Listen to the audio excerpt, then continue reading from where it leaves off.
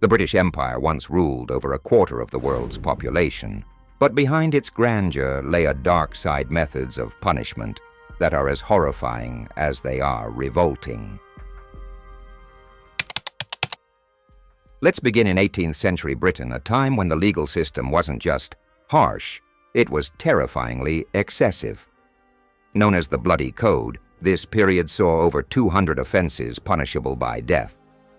And these weren't limited to heinous crimes like murder. No, people were hanged for theft, poaching, or even damaging a fish pond. But why such an extreme system? The British elite believed that severe punishments would deter crime and protect property rights. They were wrong. Instead of creating order, it created fear and despair, especially among the poor, who were often its victims. One of the most common punishments under the Bloody Code was public hanging. But this wasn't just about execution, it was about making an example.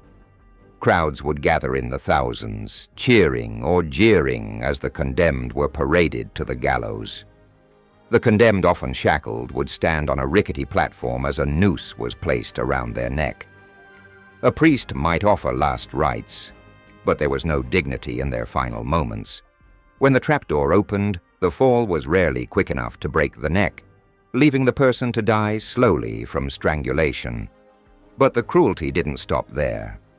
In some cases, bodies were left hanging as a grim reminder to others, and if the crime was severe enough, like treason, an even more gruesome fate awaited.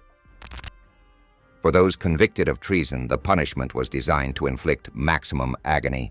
First, the condemned was hanged until near death, ensuring they remained conscious for what came next. Then, they were cut down and disemboweled while still alive. Their intestines were burned before their eyes, spectacle meant to terrify onlookers. Finally, the body was quartered, cut into 4 pieces, and displayed in different parts of the city. This wasn't just punishment, it was psychological warfare, meant to crush any thought of rebellion. The Bloody Code's punishments were as much about humiliation and fear as they were about justice. For the public, these events became macabre entertainment. When exile or execution wasn't deemed necessary, the British Empire turned to another form of punishment, flogging and mutilation. These were methods that didn't take a life, but ensured lifelong humiliation and suffering. Flogging was a common punishment for soldiers, sailors, and the enslaved in the empire. The victim was tied to a whipping post, their back exposed. The whip, often a cat-o'-nine-tails, a leather instrument tipped with metal shards, would tear into the flesh with every strike. For minor offenses, the punishment might involve 10 to 20 lashes. But for serious crimes, 100 or more lashes were administered. Victims often lost consciousness or even died from shock, blood loss, or infection. Yet flogging wasn't just about pain. It was about breaking the spirit. For enslaved people and colonized populations, flogging was used to assert dominance and suppress rebellion. It was a reminder of their powerless status under British rule. In some cases, the empire used mutilation to ensure criminals carried a permanent reminder of their punishment. Criminals were branded with hot irons, marking their skin with symbols of their crime. Ears were sometimes cut off, noses slit, or faces scarred. These marks made reintegration into society nearly impossible, leaving the punished as perpetual outcasts. The psychological toll of these punishments was immense. The physical pain was temporary, but the lifelong stigma of being mutilated ensured constant humiliation. When the Bloody Code began to face criticism for its excessive cruelty, the British Empire devised an alternative transportation. Instead of hanging criminals, they were deported to penal colonies like Australia, far from the British Isles. But make no mistake, this was no mercy. Transportation was, in many ways, a death sentence.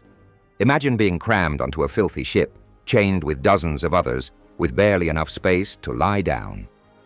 Disease ran rampant smallpox, dysentery, and scurvy claimed lives before the ships even reached their destination.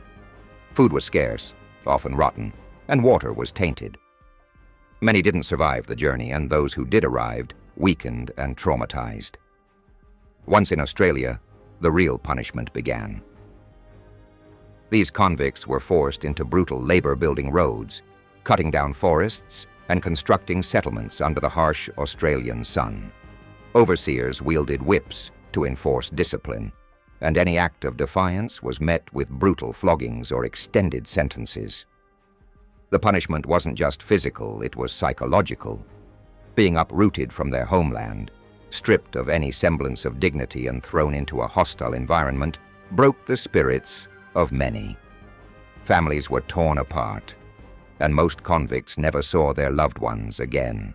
While punishments in Britain were horrifying, the Empire's treatment of colonized populations was even worse.